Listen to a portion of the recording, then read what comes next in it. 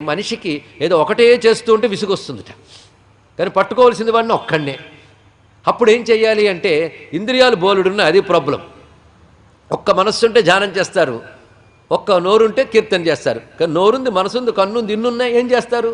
కంచిత్ కాలము మామహేష భవత పాదారవిందార్చనై కంచిత్ కంచిదవైక్షణైశ్చ నుతిభిః కంచిత్ కథాకర్ణనై కంచిద్ ధ్యాన సమాధిభిశ్చ నుతిభిః కంచిద్ దశామిదృశీం యప్రాప్నోతి ముదా త్వదర్పితమనా జీవన్ సముక్త ఖలు అన్నారు శంకర భగవత్పాల్ వారు. నాకు ఇన్ని రకాలు ఉండడంతో నాకు ఒక రకంగా బాగుందిలే అన్నాడు. కొంతసేపు నీ రూపాన్ని ధ్యానిస్తాను, కొంతసేపు నీ నామాల్ని కీర్తిస్తాను, కొంతసేపు నీ మంత్రాన్ని జపిస్తాను, కొంతసేపు నీ లీలలన్నీ స్మరిస్తాను, కొంతసేపు నీకు స్తోత్రాలు చేస్తాను, కొంతసేపు నమస్కారాలు చేస్తాను, కొంతసేపు నీ ఆలయం చుట్టూ తిరుగుతాను. ఇలా కొంతసేపు ఒక పని, కొంతసేపు ఒక పని చేస్తున్నాను. కానీ ఈ కొంత కొంత కొంత కొంత పని కూడా అంతా ఆయన నీతోనే గనక ఇవి చేస్తూ జీవించడమే జీవన్ముక్తి అని చెప్పాడు. వేరే ఇంకెక్కడా లేదన్నాడు. జీవన్ముక్తి అంటే ఇంకేమిటి? అందరికీ ఇంద్రియాలున్నాయి, అందరికీ పనులున్నాయి, కానీ ఆ ఇంద్రియాలతో ఆయన పనే పెట్టుకుంటే ఆ జీవనమే ముక్తి అన్నాడు. ఇక్కడ ఎంత గొప్ప విషయం! అందుకే మహానుభావుడు నారాయణ భట్టాత్రి భాగవతం చెప్తూ ఒక మాట అంటాడు. హే కృష్ణ, నిన్ను స్తుతించే ముందు నేను ఒక మాట అనుకున్నా. ఎందుకయ్యా ఈ పాడు శరీరం ఇచ్చావు? ఇలాంటి చేతులు, ఇలాంటి కాళ్ళు రోగగ్రస్తాలైపోతూ ఇలా బాధపడే ఇంద్రియాలు ఇచ్చావు నాకు. పైగా వీటి వల్ల నేను ప్రపంచం వైపు పడిపోతూ ఉన్నాను, నీకు దూరం అవుతున్నాను ముందు అనుకున్నా. కానీ భాగవతం తెలుసుకుని భాగవతాన్ని కీర్తిస్తూ నిన్నే ధ్యానిస్తూ ఉంటే చివరికి ఏం తెలిసింది అంటే, అబ్బా, ఇంద్రియాలు ఇచ్చి అంత ఉపకారం చేసేవయ్యా.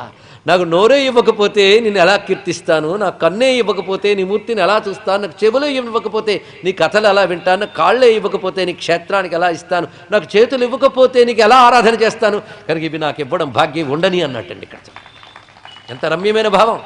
శంకరులు మరొక చోట ఒక మాట అంటారు. మొట్టమొదటి నేను ఇంద్రియాలను ఎంత బతిమలాడుకున్నానో తెలుసా? మొండి వినవు.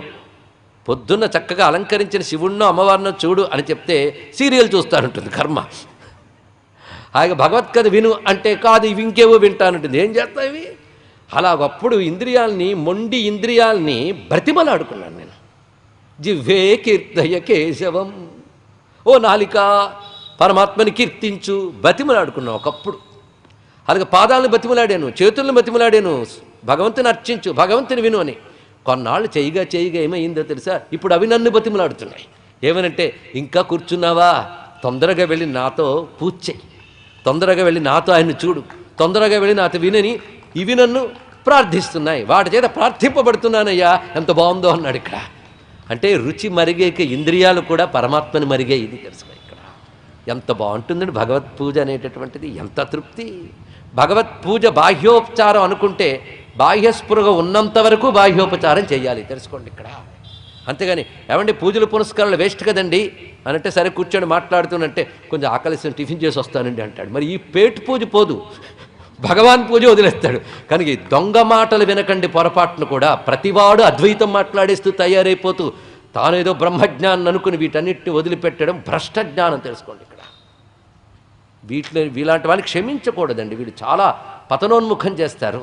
అందుకే బ్రహ్మజ్ఞాని శంకర భగవత్పాదుల వారు కూడా తన పీఠాల్లో ఎందుకు నిత్య పూజ చేయమన్నారో, బ్రహ్మజ్ఞానం లేని పీఠాధీశ్వరుల చేత నిత్యం పూజించి ప్రజలకు ప్రేరణ ఎందుకు ఇమ్మన్నారో అర్థం చేసుకోండి. అన్ని ఉపనిషత్తుల మథనం చేసినటువంటి భారతీతీర్థస్వామి వారికి తెలియదా అండి బ్రహ్మజ్ఞానం? ఎందుకు ఆయన కూర్చుని రోజు చంద్రమౌళీశ్వర అర్చన చేస్తున్నారు, సర్వత్రా వ్యాప్తిని బ్రహ్మమును చూడకుండా? ఇది మనం గ్రహించగలిగితే ఇలాంటి దొంగ మాటలు చెప్పేవాళ్ళు ఆ వేషం వేసుకొచ్చి మనల్ని భ్రష్టం చేయడానికి వచ్చిన వాళ్ళని తెలుసుకుని మనకు ప్రేరణ కలిగించేటువంటి సత్సంప్రదాయానికి చెందినటువంటి భారతీతీర్థస్వామి వంటి మహాత్ముల పాదపద్మాలను మనం ఆశ్రయించు సంప్రదాయ మార్గంలో వెళ్ళి తరించుదాం. ఎందుకంటే ధ్రువుడికి పూజ చెప్తూ ఉంటే ఒళ్ళు పులకించింది. ఇంకొక రహస్యం అండి, ఇది చెప్తూ ఎందుకు కాలక్షేపం చేస్తున్నామంటే దీనికి ఒక లక్షణం ఉంది. భాగవతకారుడు చెప్తాడు, స్వామిని పువ్వులతో పూజించు, అభిషేకించు అని వింటున్నంతసేపు మనకు తెలియకుండా భావనతో పూజించినట్టు అనిపిస్తుంది కదా. ఆ మానసిక ఉపచారం శ్రవణ కాలంలో జరుగుతుంది కనుక తత్ఫలం కూడా లభిస్తుంది.